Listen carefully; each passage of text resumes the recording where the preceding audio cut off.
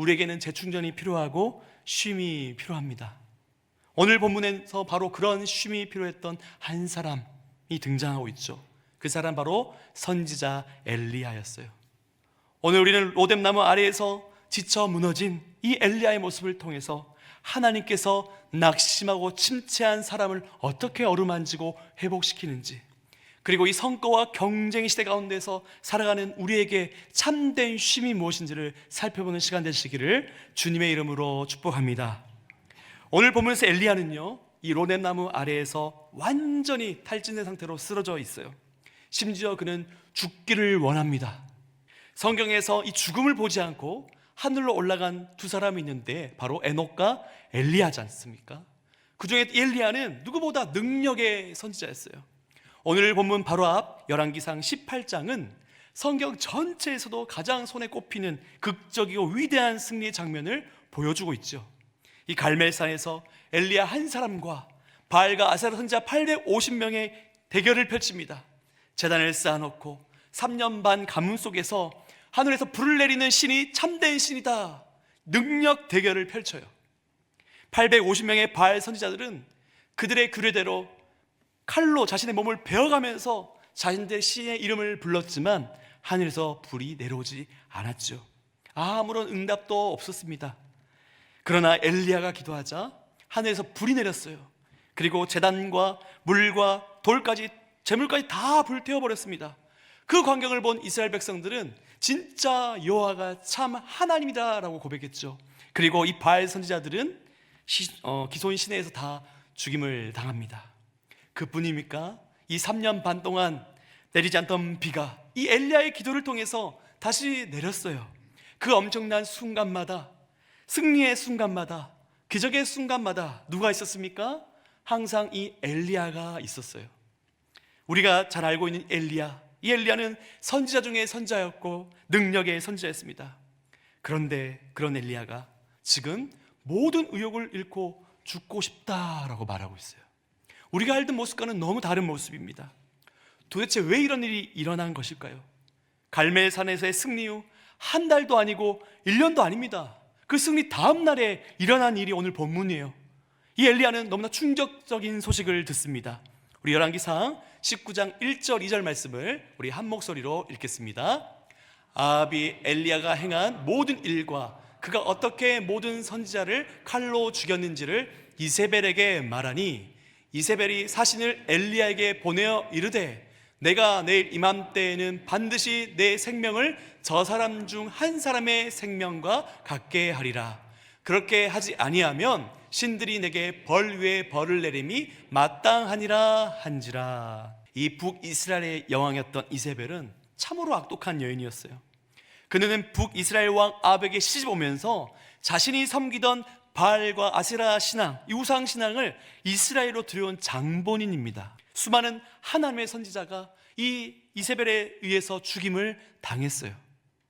엘리야는 내일이면 너가 죽을 것이다 라는 이세벨의 메시지를 듣고 그의 말과 마음에 두려움이 엄습한 거예요. 엘리야는요, 이 갈멜산에서 승리한 다음에 모든 것이 바뀔 것이라는 기대를 가지고 있었어요.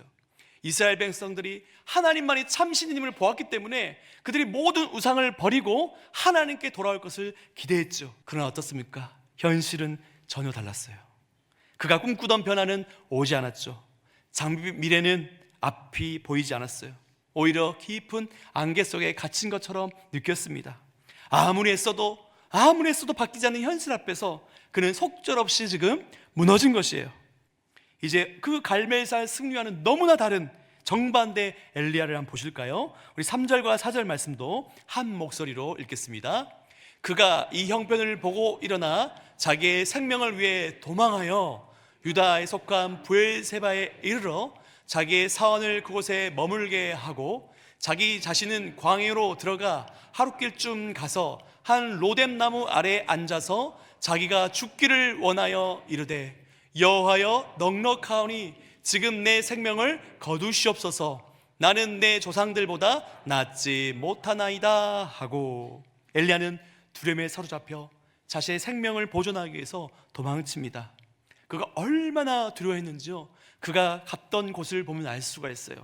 여러분, 이 엘리야는 북이스라엘에서 활동했던 선지자였는데요, 지금 어디까지 도망갑니까? 남유다의 가장 남단이 브엘세바까지 내려갔어요.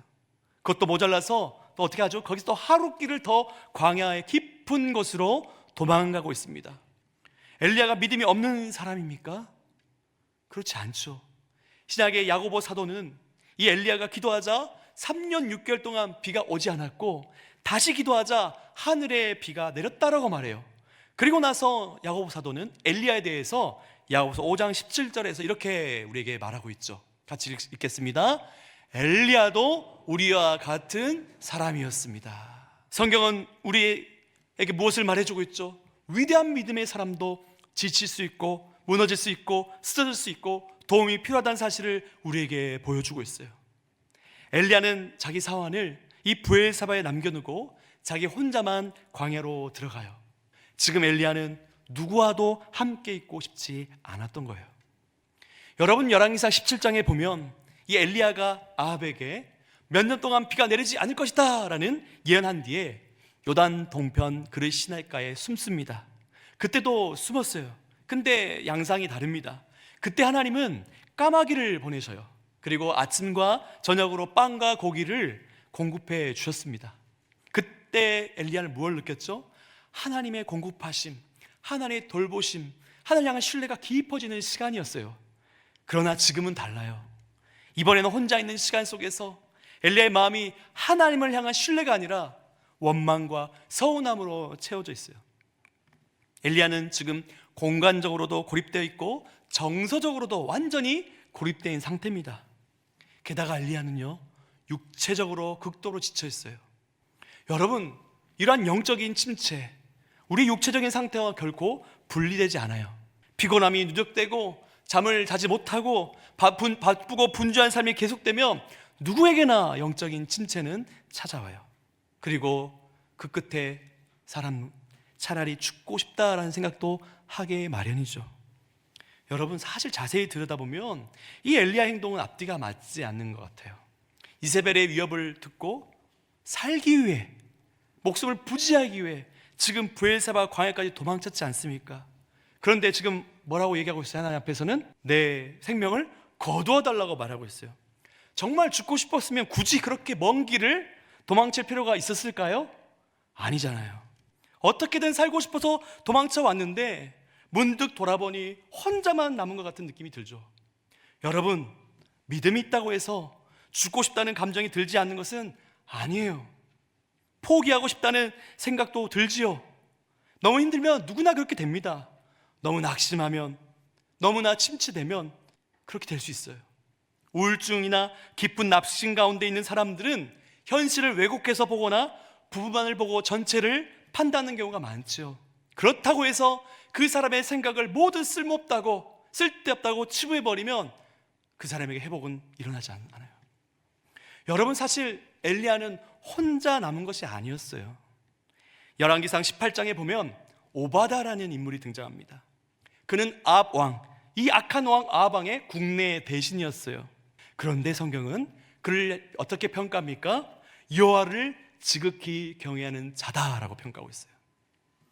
근데 더 놀라운 사실이 있습니다. 이세벨이 하나님 선지자를 막 죽이던 그때에 오바다는요, 선지자 100명을 굴에 숨깁니다. 그리고 떡과 물로 그들을 먹여요. 엘리야는 이 오바다를 만납니다. 즉 북이스라엘에는 적어도 100명 이상의 하나님의 선지자가 있다는 사실을 엘리야는 듣고 알았을 것이에요. 그런데 여러분, 엘리야가 침체에 빠지자 뭐라고 고백하고 있죠? 나만 혼자 남았다고 그래요. 절망 속에서 현실이 이렇게 왜곡되어 보이기 시작하는 것입니다. 그렇다면 여러분, 하나님께서는 이 감정적으로, 심리적으로, 육체적으로, 영적으로 완전히 무너진 엘리야를 어떻게 회복시키십니까?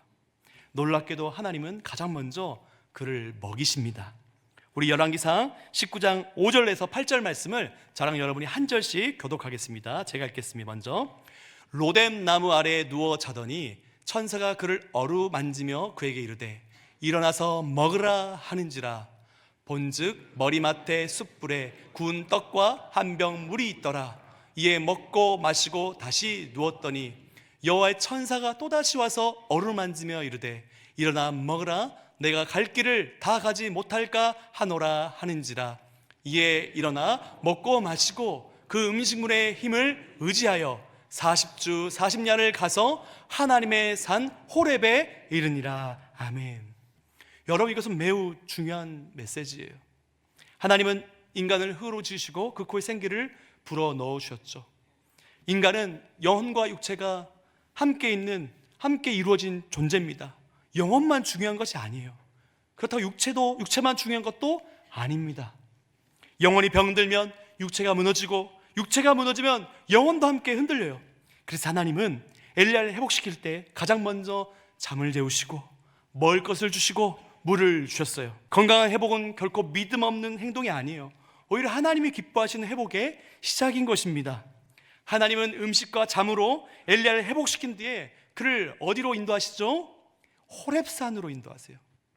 왜 하나님은 이 엘리야를 호렙산으로 데리고 가셨을까요? 여러분, 성경에서 호렙산은 시내산과 같습니다. 이스라엘 백성이 애굽의 종살에서 구원받고 하나님의 말씀을 받은 곳이 바로 이 호렙산 시내산이었지 않습니까? 하나님께서 약속하신 그 백성을 결코 포기하지 않는다는 사실을 가장 분명하게 드러낸 장소가 바로 이 호렙산 시내산이었어요. 하나님은 엘리야를 그 자리로 데려가셔서 이렇게 말씀하고 계신 것입니다. 내가 너를 부른 하나님이다. 내가 이 백성을 포기하지 않듯이 나도 너를 포기하지 않는다 말씀하시는 거예요. 그리고 하나님은 9절과 우리가 읽지 않았지만 13절에서 똑같은 질문을 2번 하십니다. 우리 같이 한번 읽겠습니다. 엘리야야, 내가 어찌하여 여기 있느냐? 여러분, 이 질문은 우리가 어디서 많이 들어본 질문 같죠? 하나님 앞에 범죄한 아담과 하와가 두려움과 수치심으로 숨었을 때 하나님은 그들에게 나타나서 이렇게 묻죠. 아담아, 내가 어디 있느냐? 여러분, 이 질문은 정죄하는 질문이 아니에요. 다시 부르시는 질문이죠. 하나님이 어디 있는지 몰라서 물으실까요? 아니죠. 거기는 그 낙심의 자리, 침체 자리는 너가 있을 자리가 아니라는 거예요. 다시 내게 나오라 말씀하시는 하나님의 초청이죠. 사랑하는 여러분, 이 하나님의 음성이 삶에 지쳐있는 우리에게도 필요합니다. 침체에 빠졌을 때, 두려움이 밀려왔을 때, 모든 것을 포기하고 싶을 때에 하나님의 음성이 여러분과 저의 심령에 들려지기를 주님의 이름으로 축복합니다. 이 음성이 들려질 때, 이 약속을 붙들 때 우리의 회복은 시작되는 거예요.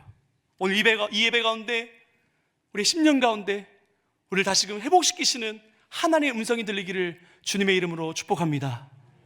여러분, 하나님께서 모세를 부르셔서 시내산 가운데 임재하셨을 때의 그 모습을 혹시 기억하십니까? 하나님을 만나러 산에 올라온 모세 앞에 갑자기 우레와 번개가 막 치기 시작해요. 그리고 짙은 구름과 연기가 산을 막 덮습니다. 나팔 소리는 점점 커졌고 그 소리 앞에서 산 아래에 있던 백성들이 막 두려워 떨기 시작합니다. 그리고 모세조차도 그 두려움 앞에 떨 수밖에 없었어요. 그런데요, 이 엘리야가 선 이 시내산 호렙산은 모세 때와 너무나 달라요. 우리 1절 12절 말씀을 한 목소리로 읽겠습니다.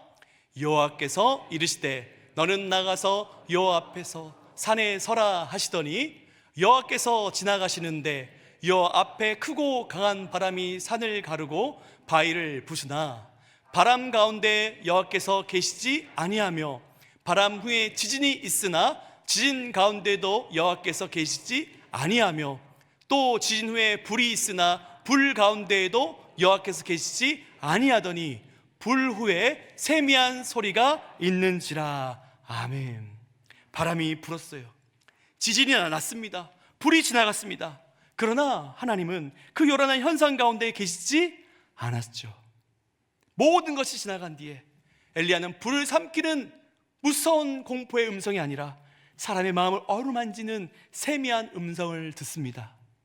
이게 무엇을 의미하는 것일까요? 하나님은 엘리야에게 엄청난 광경을 보여주시면서 내가 이런 능력의 하나님인데 너 도대체 이렇게 믿음이 없이 그렇게 있냐라고 호통치는 것이 아니에요. 오히려 모든 요란한 것이 다 지나간 후에 하나님은 세밀한 음성으로 말씀하시는 거예요. 엘리야야, 고생했다. 괜찮다. 다시 시작하자, 함께하자 말씀하시는 것입니다. 사람은 무엇을 듣느냐가 정말 중요하죠. 믿음은 들음에서 난다라고 말하지 않습니까? 우리가 듣는 소리가 우리의 믿음과 삶을 형성해 갑니다.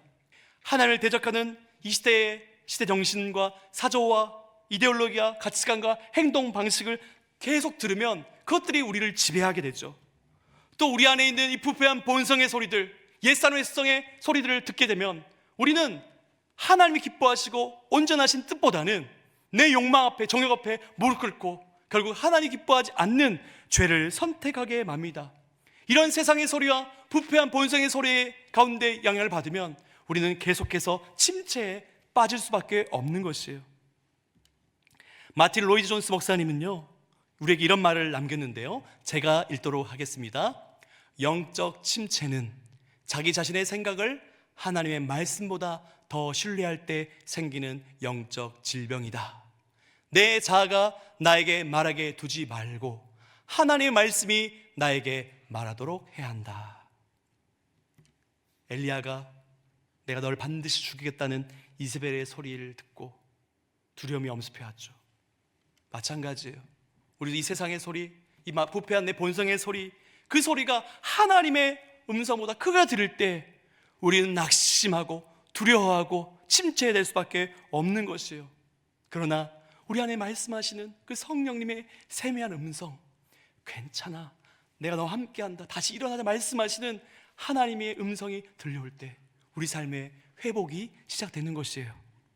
사랑하는 여러분, 우리가 읽진 않았지만 오늘 본문에 이어지는 말씀을 보면 하나님께서 엘리야를 회복시킨 다음에 다시 그를 사명의 자리로 세우세요. 내가 너를 통해서 다메섹의 왕을 세울 거야, 이스라엘의 새 왕을 세울 거야, 그리고 너의 후계자를 세울 거야 말씀하세요. 그리고 하나님은 엘리야에게 결정적인 약속을 주시는데요, 우리 19장 18절 말씀을 한 목소리로 읽겠습니다. 내가 이스라엘 가운데 7,000명을 남기리니 다 바알에게 무릎을 꿇지 아니하고 다 바알에게 입맞추지 아니한 자니라. 아멘. 엘리야가 다만 오직 나만 남았습니다 말할 때 하나님 말씀하세요. 아니다, 나는 바알에게 무릎 꿇지 않고 바알에게 입맞추지 않는 7,000명을 남겨놓았다, 너가 보지 못할 뿐이다 라고 말씀하시는 거예요. 사랑하는 여러분, 세상이 저와 여러분을 속일 때, 하나님이 일하지 않는 것 같을 때 그것은 착각이죠. 하나님 여전히 당신 나라를 확장하고 계세요. 하나님 지금도 일하고 계세요. 다만 우리가 너무 침체되어 낙심되어 우리의 모습에 고정되다 보니까, 우리 삶의 모습에 집중되다 보니까 하나님의 일하심을 보지 못할 뿐입니다. 사랑하는 여러분, 우리도 엘리야와 같은 시간이 찾아올 때가 있을 거예요. 침체의 시간, 두려움의 시간, 영혼의 밤이 찾아올 때가 있을 것입니다. 그때는 우리도 정서적으로, 심리적으로, 육체적으로, 영적으로 쉼이 필요해요. 재충전이 필요합니다. 하나님은 그런 우리를 믿음 없다 말씀하지 않으세요. 실패했다고 말씀하지 않으세요. 나오자라고 정죄하지 않으십니다.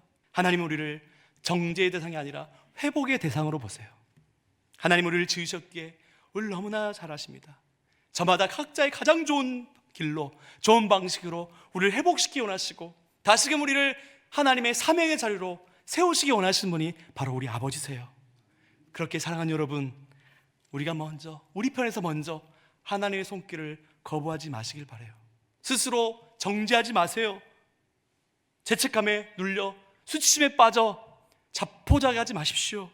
침체와 두려움은 자랑하는 일은 아닙니다. 하지만 우리의 실력을, 우리의 수준을 알게 하는, 우리 현주소를 파악해야 하는 은혜의 시간이 될 수가 있죠. 무엇보다 하나님을 새롭게 만나는 기회가 될 수 있습니다. 우리가 약할 그때에 우리를 여전히 포기하지 않으신 강하신 하나님을 경험할 수 있는 시간이 되기 때문입니다. 지쳐 기진한 엘리야에게 먹을 것과 마실 것과 잠을 주신 하나님, 우리에게 당신의 사랑과 약속을 다시 떠올리게 하시는 하나님, 너는 혼자가 아니다라고 보여주는 그 하나님, 실패했다고 느끼는 사람에게 다시 사명을 맡겨주신 하나님, 그 하나님이 저와 여러분의 아버지심을 믿으시기를 바랍니다. 오늘도 우리에게 다가와 새 힘을 주신 하나님, 그 하나님을 의지하며 지친 영혼이 다시 일어나는 은혜가 저와 여러분의 삶에 있기를 주님의 이름으로 축원합니다. 사랑하는 여러분, 이제 말씀을 마무리하면서 우리 마르바던이라는 신학자의 책 안식에 나와 있는 이 쉼에 대한 정의를 여러분에게 소개하고 싶어요. 제가 읽도록 하겠습니다. 쉼은 바쁘지 않은 것이 아니다. 쉼은 삶의 중심이 바로 잡힐 때 임하는 것이다. 쉼은 우리 삶의 우선순위가 예수님으로 인해서 정리가 될 때 이루어지는 것이기 때문이다. 쉼은 내 인생의 주인이 내가 아닌 하나님임을 인정하는 것이다. 그래서 중심에 예수 그리스도를 놓으면 그때 쉼이 나타난다. 여러분, 쉼은 아무것도 안 하는 게 쉼이 아니에요. 우리의 중심이 회복되는 겁니다. 삶의 질서가 바로 잡히는 거예요. 내 인생의 중심이 다시 하나님께로 돌아올 때. 왜 우리가 두려워합니까? 우리가 왜 낙심합니까? 여전히 내가 내 인생을 책임져야 되기 때문에 두려운 것이죠. 우리에게 진정한 안식과 쉼은 우리 인생의 주인이 하나님이시며 하나님 여전히 내 삶을 책임지시고 인도하실 걸 믿을 때 진정한 안식이 임하는 거예요. 사랑하는 여러분, 엘리야에게 하나님은 천사를 보내셔서 떡과 물을 주셨죠. 그를 어루만지며 회복시켜 주셨습니다. 그리고 그 하나님께서 우리에게 무엇을 주십니까? 누구를 보내주십니까? 생명의 떡 되시는, 우리 영원한 생수 되시는 예수 그리스도를 보내주셨어요. 그분을 통해서 우리를 회복하십니다. 우리에게 먹을 것을 주실 뿐 아니라 자기 자신의 살과 피까지 아낌없이 주신 분이 바로 우리 주 예수 그리스도세요. 엘리야는 로뎀 나무 아래에서 안식을 했죠. 우리는 예수님의 십자가 아래에서 참된 안식을 누릴 수 있습니다. 이 세상은 그 누구도 우리에게 참된 안식을 줄 수가 없어요. 잠시 현실을 잊게 하고 회피하게 할 뿐입니다. 다시금 우리를 낙심하게 만들 것입니다. 하지만 십자가 아래에 머물 때 예수 그리스도를 우리 생명의 떡이요 우리의 영원한 생수로 여길 때에 우리 삶에 참된 안식과 평안이 올 것입니다. 예수님께서 오늘도 우리에게 말씀하세요. 마태복음 11장 28절 말씀이죠. 같이 읽겠습니다. 수고하고 무거워진 자들아 다 내게로 오라. 내가 너희를 쉬게 하리라. 아멘. 사랑하는 여러분, 그 예수님의 부르심에 아멘하고 나아가시길 바랍니다. 십자가 아래로 나오시길 바랍니다. 주님만이 줄 수 있는 참된 평강과 안식을 누리시길 바랍니다. 주님이 주시는 그 힘으로, 하나님 공급하신 능력으로 다시금 우리를 보내신 그 사명의 자리를 감당하시길 바랍니다. 사랑하는 여러분, 말씀을 마무리하면서 우리 꼭 잊지 말아야 할 너무나 중요한 사실이 한 가지 있어요. 그것은 바로 성경이 말하는 쉼과 세상이 말하는 쉼이 다르다는 것이에요. 세상이 말하는 쉼은 되게 이기적이에요. 이게 무슨 말인가 하면 내가 쉬는가, 내가 편한가에만 관심이 있어요. 여러분, 내가 쉬기 위해서 누군가 날 위해 희생해야 됩니다. 내가 쉬기 위해서 누군가 날 위해서 봉사를 해줘야 돼요. 그게 세상이 말하는 쉼이에요. 나의 쉼을 위해 누군가는 희생이 당연해지는 게 이 세상의 쉼이죠. 그러나 성경이 말하는 쉼은 다릅니다. 온전한 쉼은 나 혼자 쉬는 것이 아니에요. 함께 쉬는 것이에요. 그래서 때로는 지쳐 낙심에 빠져있는, 침체에 빠져있는 이를 위해서 내 시간과 물질을 내어놓아야 돼요. 내가 희생하고 내가 헌신하고 내가 다가가야 돼요. 그래야 진짜 사랑하는 형제에게, 자매에게, 우리 가족에게 쉼이 주어지는 거예요. 이게 성경이 우리에게 요구하는 쉼입니다. 나 혼자 편하고 나 혼자 즐기는 게 쉼이 아니에요. 사랑하는 여러분, 우리가 먼저 우리의 공급하시는 하나님의 놀라운 은혜, 쉼을 누리시고 거기서 머물지 마시길 바라요. 쉼이 필요한 누군가에게 기댈 어깨가 되어주시길 바랍니다. 잠시 쉬어갈 수 있는 언덕이 되어주시길 바랍니다. 나를 넘어 누군가의 쉼이 되어주는 것, 그게 바로 하나님 우리를 부르시고 우리에게 쉼을 주시고 우리를 하여금 살게 하시는 하나님의 뜻이에요. 오늘도 우리의 영원한 안식, 진정한 쉼을 주시는 예수 그리스도, 그분을 붙들고 우리를 회복시키시는, 우리 포기하지 않는 하나님의 손길을 기억하며 주님 안에서 쉼을 누릴 뿐 아니라 누군가에게 쉼이 되어주는 저와 여러분 되시기를 주님의 이름으로 축복합니다.